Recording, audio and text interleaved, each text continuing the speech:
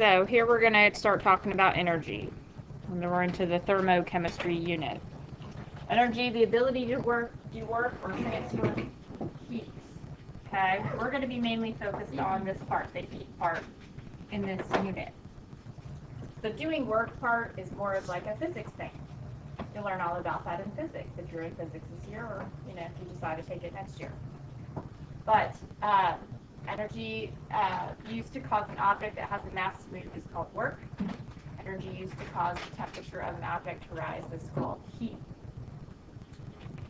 Keep in mind, temperature, a lot of people don't understand the true meaning of the word, but temperature really is defined as a measure of the average kinetic energy of the particles.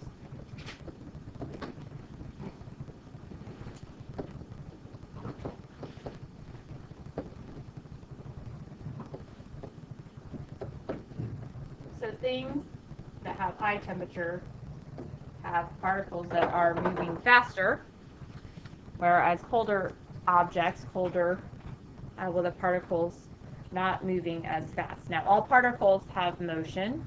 Even solid particles are in a fixed position but still vibrating in place. The liquids have more movement in their particles. Gases, of course, are free-moving particles. They're bouncing off the walls of their container. They have all random movement, as you remember from last year.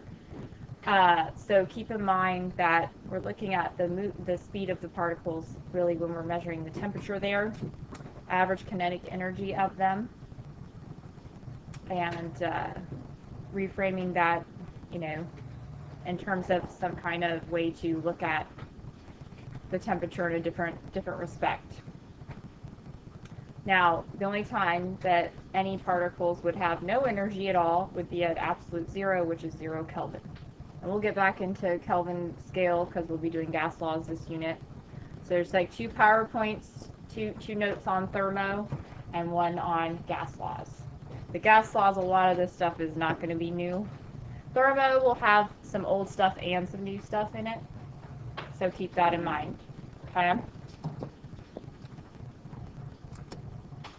Now, talking a little bit about the physics stuff, because they have workable equations in here. And the equations are in your book. In your problem set, there'll be a few. These are from the book. You use the equations, and we will be using them because it derives our delta H for us that we are going to be using for the rest of the year, basically. Delta H being the enthalpy change or the heat of reaction, but we'll get to that in a little bit. Energy, capacity to do work and produce heat. This is following the law of conservation of energy, which is the first law of thermodynamics. That it can't be created or destroyed. It just gets changed into new forms. And remember, there's lots of forms of energy. Mechanical energy, electrical energy, chemical energy, thermal energy. Okay? There's lots of different types of energy. Solar energy, wind energy. Okay? So energy can be transferred into new forms, and the total energy content of the universe is constant. So when energy is gained from one place, it's lost from another. So know that this is a constant. You can't create it, you can't destroy it. You can alter it into new forms. You can gain it from one, system and lose it from the surroundings, and vice versa, which we'll talk about in just a minute. But we're going to be focusing mainly on the producing heat part of the energy equation, although the work does play a role, but we're going to be looking at it from when we're at this constant gas pressure, so we don't really have to factor in the work part of it. But like I said, there's a few problems in your problem set where you'll use the work equations. You'll plug and chug. They're also in like the blue sections of the textbook for you to look at. And also do a little bit of side reading, because there is a little bit of independent stuff for AP Chem, because we don't have time to do everything on the lecture. Potential energy, due to the position or the composition.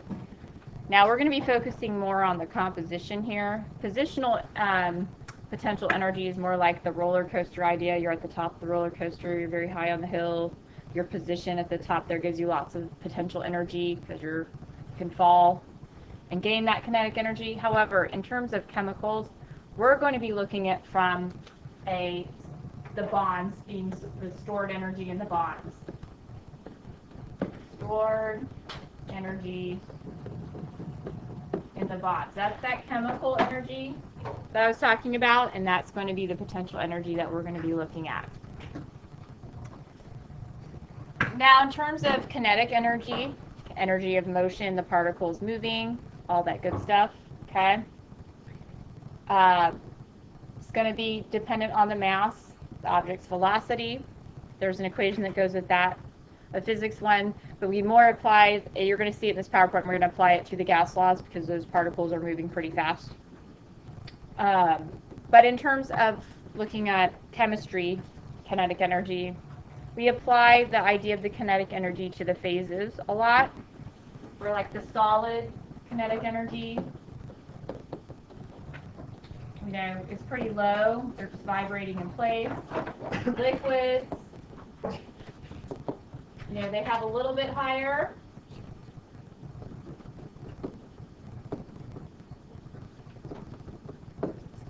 In terms of kinetic energy, I guess I should put KE by that. And then, of course, the gases. Gases have a lot of kinetic energy. Because the particles are moving in constant random motion, hitting the walls of their container, all that good stuff. Okay? So when we're talking about kinetic energy, we're going to be talking about the phases a lot and the particle movement and the energy involved there, which also correlates with the idea of temperature too, because the average kinetic energy of the substance is really the measure of its temperature.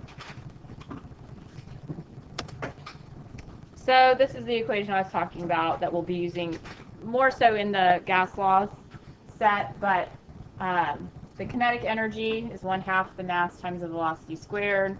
If you're in physics, you might see this one as well.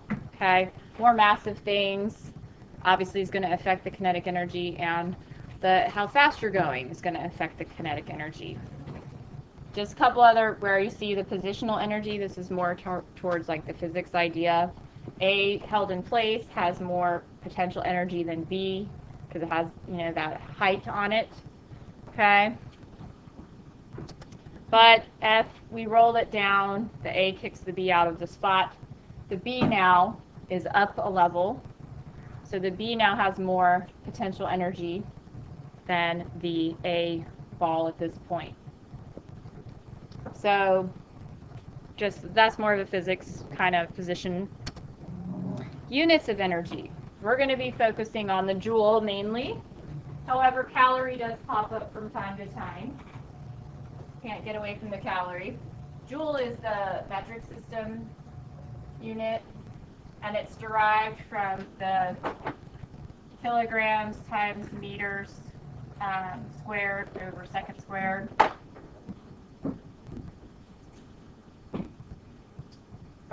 We'll be looking at lots of stuff in terms of joules and in terms of kilojoules. The calorie, you remember from last year one, small c calorie versus large c calorie, which I'll talk about in just a second. Small c calorie is 4.184 joules, which is also the specific heat of water, you know, which takes 4.184 joules to raise 1 gram of water 1 degree Celsius, 1 calorie for 1 gram 1 degree Celsius specific heat of water. Now the little c calorie, which is what you have up here, is different than the ones that we see on our Coke bottles and things. That's the big C calorie. So really a big C calorie is really like a kilocalorie. So looking at my Coke bottle here, as you see, this is really, it's 140 big C calories, so let's add 3 more zeros to that to give me my small C calories. So I think they're trying to do that for psychology purposes, right? Make me feel like I'm not taking in too much. Ooh. I don't know. I'm just making that up. But okay, whatever, you know. All right, the systems versus the surroundings. This is an important new concept that we didn't really frame it this way last year at all when we're talking about thermochemistry. But now we're going to be looking at the system versus the surrounding, because heat really is a transfer. So the system includes the molecules you want to study, whereas the surroundings, everything else. So really we're looking at the system here is going to be your hydrogen, oxygen.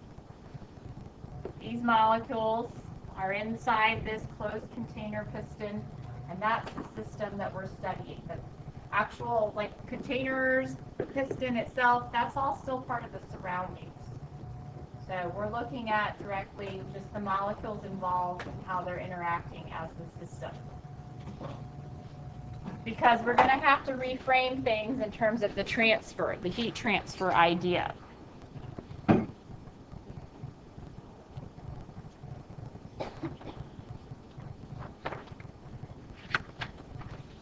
So system, molecules we want to study, the surroundings, everything else. Now, heat flows from warmer objects to cooler objects. So that's what we're also going to be focusing on. We're watching the flow from warmer to cooler. So when we're talking about the way the heat is transferring, we have to look at the system and the surroundings. Because once again, the energy is constant in the universe, so something's gained by a system, then it must be lost from a surrounding. Or if something is gained by a surrounding, the heat must be being lost by the system. Okay, and it's an equal magnitude too, because of the law of conservation of energy. It's an equal magnitude. So we're going to flow from warmer to cooler, like right now when I put my hand on the board, my hand is the system. My hand feels cold though. The board is the surroundings. The heat is going from my hand into the board. So my hand is releasing heat. The board is absorbing the heat.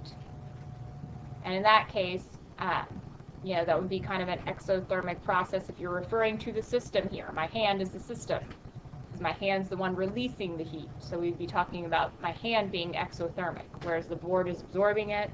If we were referring to the board as being the system and it's absorbing the heat, then we would call that endothermic.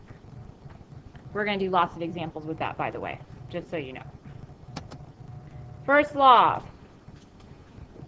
Energy is neither created nor destroyed. In other words, the total energy of the universe is constant. So if the system loses energy, it must be gained by the surroundings and vice versa. Now, we're going to get into the internal energy, which is this delta E stuff here. And there are a few questions in your problem set about delta E.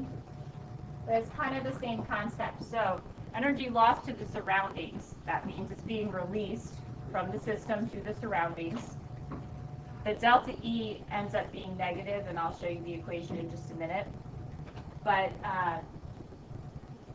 when the delta E is negative, just like when delta H was negative last year, it meant that the heat was being released. We knew that it was going to be exothermic. As the opposite is true, if energy is gained from the surroundings, it's being absorbed into the bonds of the molecules, and the delta E would be positive in that case, and delta H was always positive when it was endothermic as well, being absorbed. So you can kind of relate those two together. So here's the equation for internal energy. It's the final minus the initial. You're going to see a lot of equations like this where you do the final minus the initial. Like delta H will be the products minus the reactants. Well, the products are the final. The reactants are what you started with, so that could be considered like the initial. So energy lost to the surroundings, you'll get a negative delta E, because the final temperature will be less than the initial temperature was of the system. And energy gained by the system, the delta E will be positive because the final will be larger than the initial, and you'll get a positive number. So here's your internal energy going up in this graph. You have an initial state and a final state here. Okay, so make sure you'll be able to read them. And it's showing that as you're going from the initial state to the final state, you're losing internal energy. So the arrow is pointing down, like so. So the final amount is going to be less than what you started with. And in that case, delta E becomes out being less than 0 or a negative value. So you'll see charts like this too in the problem set. Okay? So just pay attention, like internal energy is increasing this way. But if I'm up here, that means I'm starting out with more internal energy for the initial. Down here, I have less internal energy at the final. So final minus initial means I should get a negative number. Okay? So be aware of the way that those diagrams work. But you'll see a couple in the prop set. Now for the fun, equations. The delta E equals Q plus W, where Q is the heat and W is the work. Like I said, I'm going to show you how it's derived, where delta H just equals Q P, which means the Q at constant pressure, because we substitute and do all these things and come up with that, where we kind of don't have to look at the work component, the more physics part of it. Heat is added to a system, or the work is done on the system. It's an internal increase. So absorbing heat, doing work on a system is going to make you have a positive delta E. If you lost heat from a system, or you did work on the surroundings, it would be opposite. You would have a negative delta E. So the opposite is true. And that's how a lot of the heat stuff works. It works in opposites. So if you know one, you should know the other.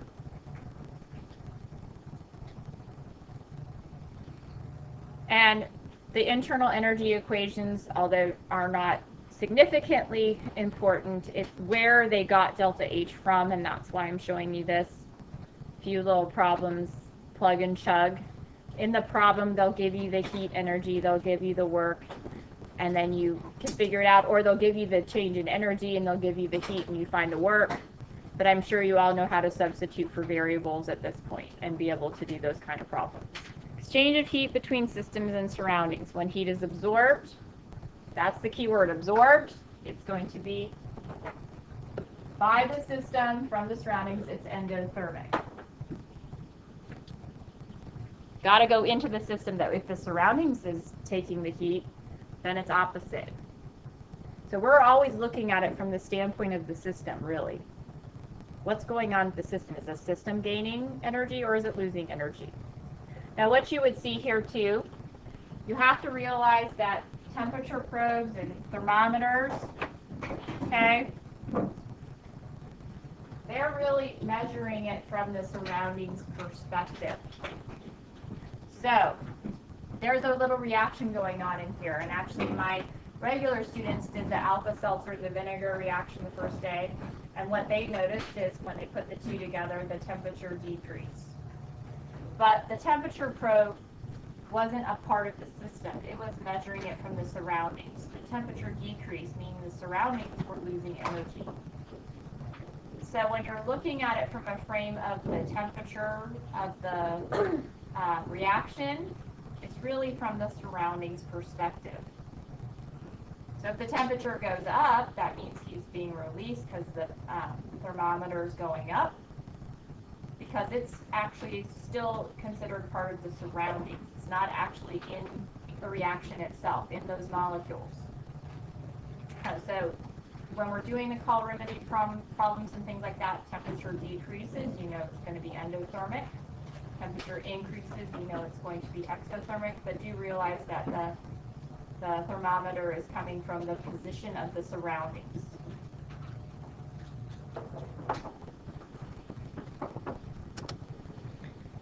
And when heat is released by the system into the surroundings, the process is exothermic. You see the combustion picture there. Okay. It's releasing heat, feels warmer to us.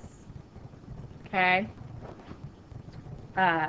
Because energy from the bonds of the reactants, not as much energy is being retained in the bonds of the products, and some of it is being felt by the surroundings, so it feels warm to us. So that's the chemical reactions to, and phase changes is just a tad bit differently, because we have to reframe it from the idea of those intermolecular forces that hold the phases together. Like solids have a lot of intermolecular forces because they're holding them in fixed positions, whereas liquids have some, and gases shouldn't have any if you're thinking about ideal gases. But in order for it to phase change from a solid to a liquid, you have to give it energy. So it has to absorb energy. And the idea, so bond breaking always is endothermic because you have to give it energy, or force breaking is always endothermic. When it's reforming bonds or forces, because it could be intermolecular forces or it could be covalent ionic bonds or Coulombic attractions, lots of different forces. If you're reforming them, that process usually releases energy. It's going to be exothermic. But when we're looking at an overall reaction, we have to take into account the bond breaking and the bond forming and figure out which one's the higher amount. If the bond breaking is higher, then it's endothermic. If the bond forming is higher, then it's going to be exothermic. So it's kind of a net idea here. You have both processes going on, but you have to think about the overall net exchange of the energy. So for a concept check, is the freezing of water an endo or exothermic process? Exo, right? You're reforming those intermolecular forces, specifically those hydrogen bonds. And bond forming or force forming is always going to release energy. If you have, ice cubes, well, you put water in the little ice cube tray in the freezer. Well, the environment there is colder. So what's going to happen to the heat that's in the water? Because it moves from warmer to cooler objects. So it's going to leave the water and go to the fridge surroundings. Therefore, we lose heat to the surroundings. That's another way to look at it. Okay, so we're taking the water heat, and it is going to go from warmer to colder, so it's going to leave that water and go into the rest of the area of the fridge. But, we have energy making it colder in there, so it's going to stay cold. So, exothermic. Now, going the opposite way too, like I said, melting, vaporizing, sublimation, all of those are the ones where you're going to have to give it energy to break those forces. Okay? It's going to have to absorb. So keep in mind keeping the phase changes in check. Now, here is a nice little concept check, looking at from the perspective of the underlined here as being the system. Your hand gets cold when you touch the ice. Your hand is the system. So this one's exo. Ice gets warmer when you touch it. It's absorbing, so that one's endo, good. The water boils. Endo, it needs that heat to break those forces, good. And water vapor condenses. Exo, that's the opposite there. And ice cream is melting. Endo. Endo, very good.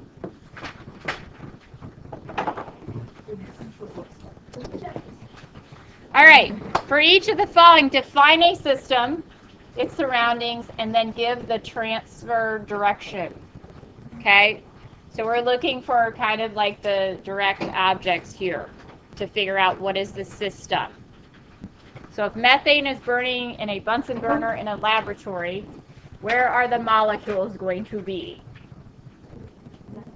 The methane are the molecules, so the methane is going to be the system. Okay, so what would be the surroundings in this case? Everything around it. So our laboratory, which does consist of our burner, should be our surroundings. Okay. Now, in that particular case, you realize that methane burning is combined with oxygen in the air. The whole idea of combustion, the other reactant is always oxygen. Okay. So which way is the heat transferring? From the methane to the laboratory to the methane. When I go near the flame, do I feel cold or do I feel warm? Warm. Methane to the lab. So methane to the laboratory means it's going to be exothermic. So this is exothermic. That means the transfer is going to be from the methane burning. Those bonds are breaking. They're releasing lots of energy, reforming new products, yes, but the overall amount of energy going to the surroundings is higher than the amount needed to break those bonds. So the methane to the surroundings would be the directions, or the direction of the flow of energy. Now, looking here, we have water drops sitting on your skin after swimming. They are going to evaporate. So what is our system here? Water. The water drops. And this is actually how, our whole cooling system works, especially when we're hot. So it's sitting on our skin, and it's doing what from our skin? Absorbing heat to break those intermolecular forces, still holding it together as a liquid, so that it can form a gas vapor, water vapor, and evaporate. Yes, this is how when you sweat, okay, really, everyone thinks just the wetness is supposed to be the stuff cooling you off. It really isn't the wetness, although it feels good to be wet, I guess, when you're really hot. But it's actually the water drops start evaporating, and every time they evaporate off your skin, they're pulling heat out of your skin, taking the heat away from your system. I don't know if you've ever looked at it or thought about it that way, but that's actually what's going on, why sweating works, to cool off your body. Okay? So the water drops are the system, the pool, skin, everything else around. This is going to be your surroundings. Okay? And so it's going to go from the water. It's going to go from the skin into the water, and there we have an endothermic situation happening. Water drops are being absorbed from the skin. Good. All right.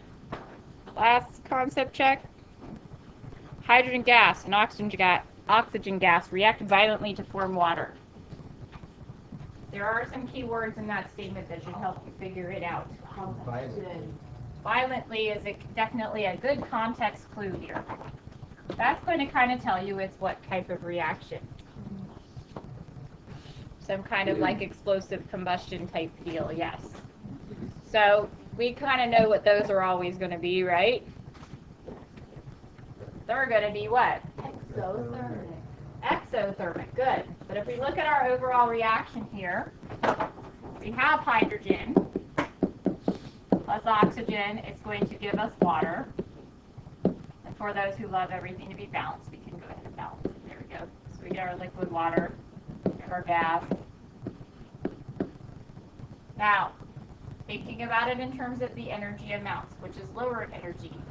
These guys over here, or the water. Which one's lower in energy? Water has to be lower because the combustion part gives off heat to the surroundings. So some of the energy is lost to the surroundings and not in those bonds anymore. So the water is the lower energy. So in this case, the products are lower and the reactants were higher in energy. Since it's exothermic, that means some of the energy that, like heat being given off, would be considered a product here. Whereas when you need to absorb it, heat is considered like a reactant. So I guess in a way you could add the heat over here as a part of the actual equation. Study of energy and its conversions. This is thermodynamics. The law of conservation of energy, often called the first law of thermodynamics. Kind of already covered that. Energy is neither created nor destroyed. Study of its inner conversions here. We're going to be looking at a little bit of the derivation of the enthalpy now. Where does that delta H come from that we're going to be using? So once again, like I said, a lot of these equations involve the work aspect, but we're going to be showing you how it substitutes out the work So you really just end up with the heat at constant pressure. So before we get to all of those, let's talk about the state functionality of enthalpy. And there's a lot of state functions in chemistry. I don't know if they just like it to be simplistic, so they go for the state function idea. Depends on the present state of the system, not the path it took to get there. So we're looking at the initial states, the final states, not how many steps in between it took to get to the products. This would be like an analogy. We're all going to the mall. We're going to all meet up at Fair Oaks Mall at 6:30 tonight. Right? I know you want to do that. However, your path to get to the mall at 6:30 is going to be different most likely from my path. Because I would have to go home, I'd have to feed my children, I'd probably have to, run to the store in between, come home. And at 6:30, I might be willing to take 66 at this point because the traffic might be all right. However, I might go down 29 instead, depending on.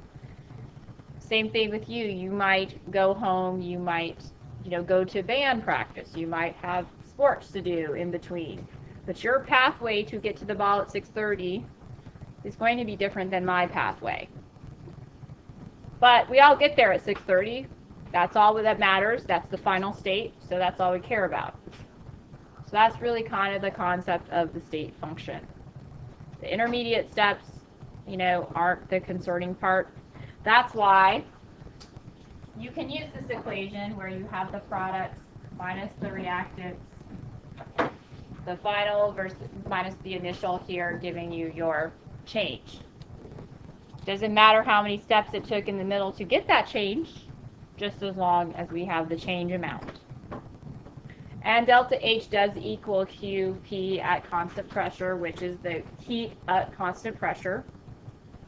And how do we get that QP? How did we get that to equal delta H? Well, this is how it works in terms of deriving equations. And you guys' math's probably better than mine and probably can see the relationship through the how they're derived. The book also does this pretty well if you look and read the book. So it's derived from this series of equations. You have the work equals the negative pressure times the change in volume. And this is about the compression or expansion of the gas. Okay? And by doing that, you'll see here where you have your P delta V part of the equation. You have the internal energy here as well. And we know that the internal energy, this part equals that, right? From the previous equation on a couple slides back, that the delta E was equal to the Q plus the W. You also know that this part right here, we just see it up here, that's equal to the negative W. Right? Because if I multiply this side by -1 and this side by -1, guess what? Negative W is P delta V, right? So when we look at this section, the W's really cancel out, and what are you left with? You're left with that QP. So in your problem set, you'll have a few equations where you might have to use the W equals negative P delta V, where they give you the two volumes and you calculate the work. They might give you the delta H one where you have the internal energy and you have the volume change and the pressure, and then you calculate delta H from that. But for the most part, we're not going to be looking too much at the work aspect. But you can derive it, and they do derive these, and scientists and mathematicians do this all the time, where they just rearrange their variables and make it work.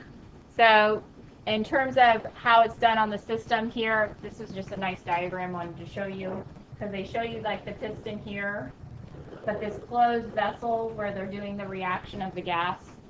So this is how they're measuring that volume change as to how far the piston goes up and down. Okay. So derived from the work equation, once again, going to the QP, The change in enthalpy, therefore, becomes the heat gained or lost by the system. Okay, so looking here, I wanted to show you this particular graph because they'll be in your problem sets too.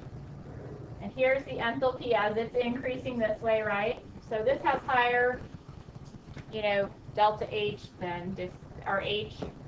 So this would be like the H of the reactants, like the H of the products. Okay?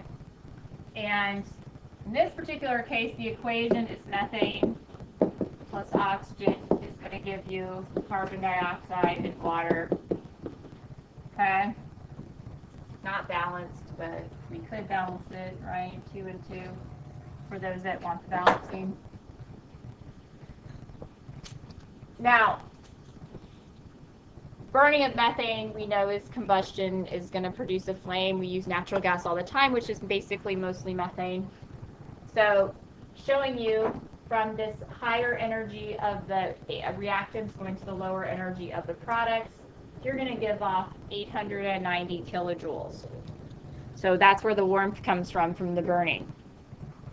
Now, most reactions are reversible, although I don't think this one's very favorable.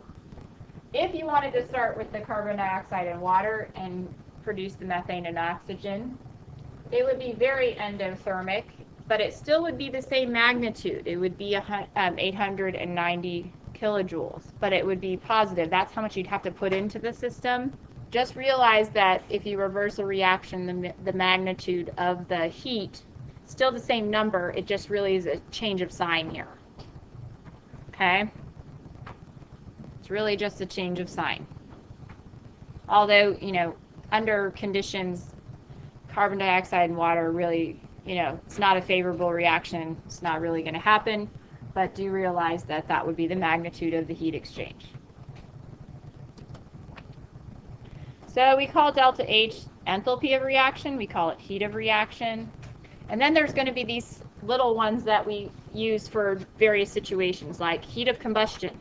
So if it's a combustion reaction, we call it heat of combustion, or heat of solution. So if we're making a solution by dissolving, say, like sodium hydroxide in it, and it gives off heat, we're going to call it heat of solution. It's delta H of solution, and delta H of formation. So delta H is going to be renamed for each particular situation, but it really is just all about the heat transfer. Okay? Here we're looking at this particular diagram of the oxygen and the hydrogen. The balloon really has the hydrogen in it, but once it gets the spark and ignites with the oxygen in the air, we got the violent reaction, boom. And we get some, here they have it as water vapor that they're getting.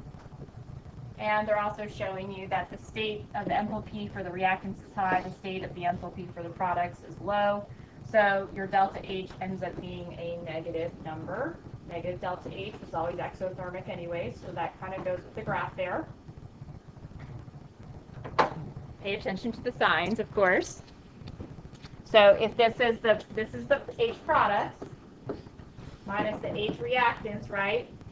So HP minus HR, isn't that going to give us a negative number here? This is much lower than this one. Okay, enthalpy is an extensive property. The amount matters, yes. The amount of the stuff will matter here. But let's think about this. If you burn like a twig, you burn like a log, which one's going to produce more heat? The log, it's more massive. It's got more substance there. It's going to have more bond breaking, more bond forming, and there you go. You're going to have more heat.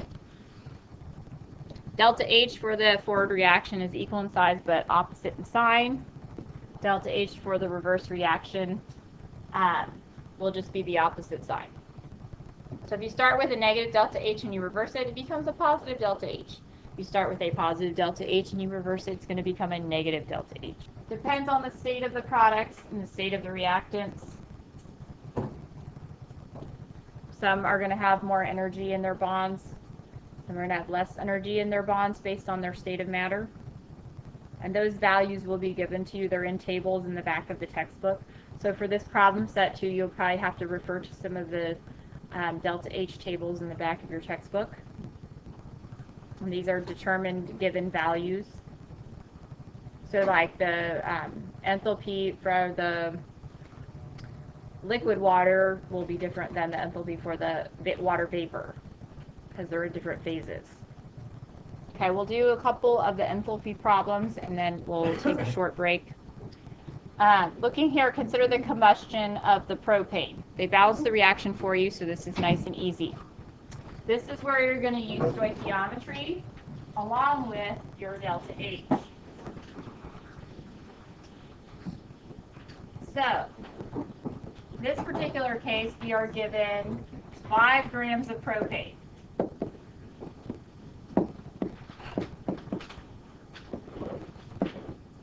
What can we do with 5 grams of propane? Convert it to moles. Especially with the balanced reaction, you kind of have to figure that the mole ratio probably is going to come into play.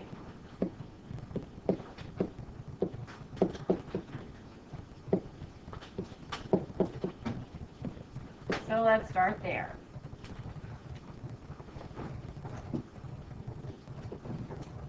I'm getting 44.11 grams. Now, looking at our balanced reaction, what is the coefficient in front of our methane? 1. It's really a 1 here. Yes. Okay. So, this is where I get to use this. 1 mole of the methane. If I burn 1 mole, what's the amount of heat being released? How do I know it's released, first of all? Because it has a negative sign. Good. So 1 mole of your methane is going to give us 2,221 kilojoules.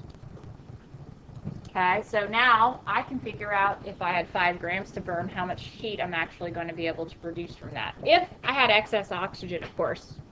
But, you know, in the air, it's pretty much excess, so that's pretty good, right? So, let's calculate that.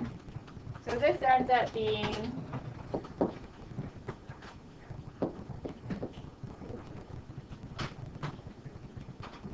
so big wise, we start with 3, yes, so we should end with 3. Round up that 1, 2, 52 kilojoules, and negative. If they already indicate to you that the heat's being released, you don't necessarily have to carry over the negative sign, but in this case they didn't really talk that the heat's being released, so we're going to conclude our negative sign there. Okay? Now, before we continue, or before we take our break, I just wanted to show you this other, what if we had 5 grams of oxygen and excess propane? What if it was opposite? Started with 5 grams of the oxygen instead of the propane. Now we have excess propane. So 32 grams of our oxygen is going to equal 1 mole. But this is where it comes into play. Because down here, what do I need to put?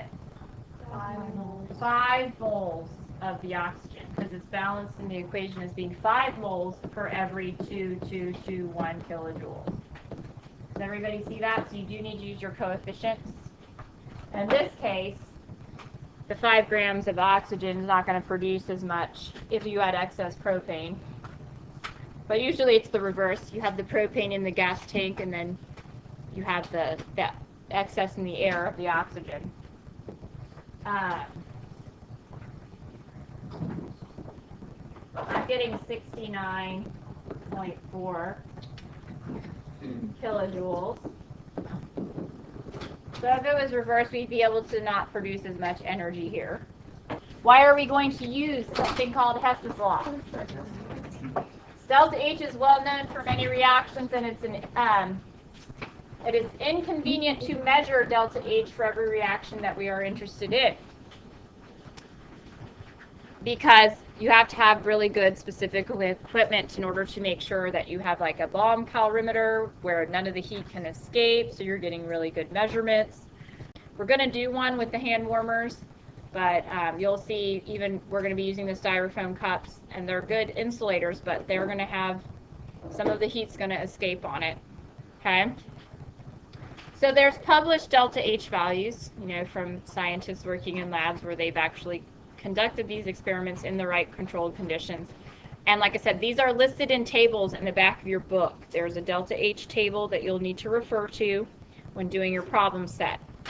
It's basically finding the change in enthalpy using this different steps or steps in between the reactions. So we're going to look for a final equation, and we're going to use these step reactions and manipulate them so that we can figure out the overall enthalpy change. So basically the definition, although like I said you don't really need to write it down, reaction is carried out in a series of steps. The delta H for the overall reaction will be equal to the sum of the changes in the enthalpy for the individual steps. So here it's just showing you in this graph the overall enthalpy for one step is negative 890. However, if you took these two values, step 1 here, 607, step 2, negative 283, and you just add those two steps together, you're still going to end up with that 890. So it's taking the individual steps, those published values, and figuring out the overall delta H for the entire reaction. And you're going to do a Hess's Law lab, but probably not till we get to Thermo 2, which is in Unit 6. Okay? We'll be looking at Unit 6 for that, doing the Hess's Law lab. And you'll be looking at, like, what is the delta H for burning magnesium? Well, burning a piece of magnesium in air is not an easily containable type of reaction. So we're going to do a series of steps where you're going to be able to get your own data and then calculate the delta H from that series of steps. Okay? So because it's a state function, we're really not looking at the, we'll use the steps to get our final. The total enthalpy change is going to be the same regardless of whether we do it in steps or we take the normal path. So doesn't really matter. Hess's Law, though, allows us to use the published values and is very helpful, especially when we don't have the ability or the equipment to experiment. Here is just an example. You have the overall reaction up here. Okay, and it's telling us what the delta H for the overall reaction is. Normally, this would be blank. This is what you're looking for.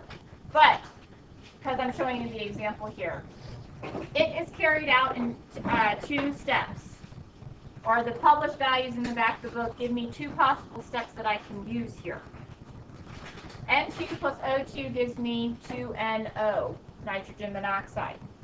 The 2NO plus oxygen gives me 2 nitrogen dioxides. That's that brown yucky gas that you saw in the copper lab, by the way. Now, if I know the delta H of the first step and I know the delta H of the second step, and I can add them up, I can get the delta H for the overall reaction.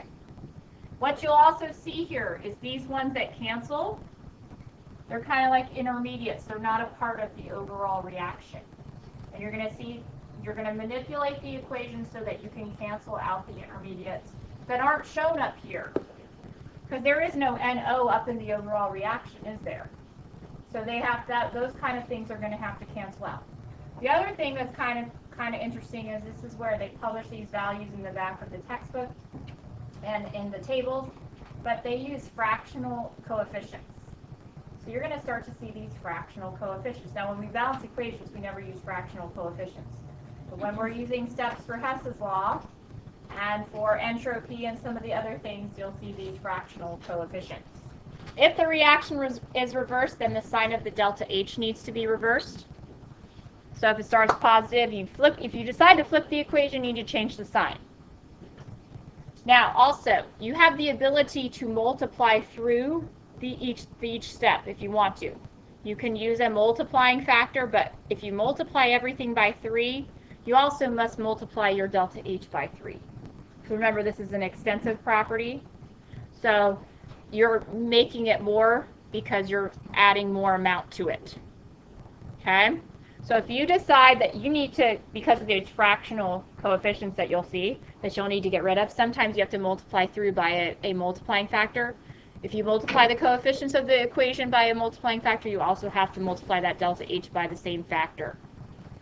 Now, we're going to look at this one real quick, because that's all we have time for.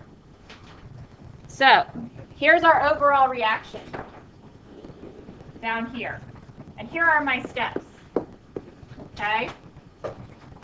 I need N2 and water as reactants. In my steps, do I see any N2s? Yes. I see an N2 here, right? Where do I see the water? Second one right here. Both are on the product sides, though, of those steps. So what do I need to do to the reactions? Flip them. Okay, so I'm going to flip them. So I'm going to make this a negative and this a positive, because I'm going to flip them. But also, I need to have a coefficient of 2 in front of my N2 and a coefficient of 6 in front of my H2O. So I'm going to need to also multiply. So how do I get this to become a 2? Multiply this one, all of it, by 4. What am I going to do this one? Because I need this to multiply and give us a 6 here, right? So multiply by 3. So I'm going to flip and multiply both of them. So I'm going to reset them up here by flipping and multiplying. I'm going to get 2N2 plus 6H2, thank you. And I'm going to get 4 ammonias.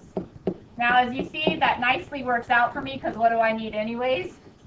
4 ammonias as a product, right? Now, my delta H needs to also be multiplied by 4. So we get that value to be negative 184. The other reaction, we're going to end up flipping again. So my waters end up over here, 6 waters are going to go to 6 hydrogens and 3 oxygens. Well, that works out nicely, because what else do I need on the product? I need 3 oxygens. Now, what's going to, delta H down here, I'm going to multiply that by 3. And you'll see right here that the H's cancel.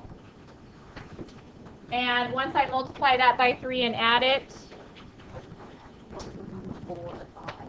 1452. Now I can just add these together and get my overall delta H. Okay, which ends up being 1268 kilojoules. Very good.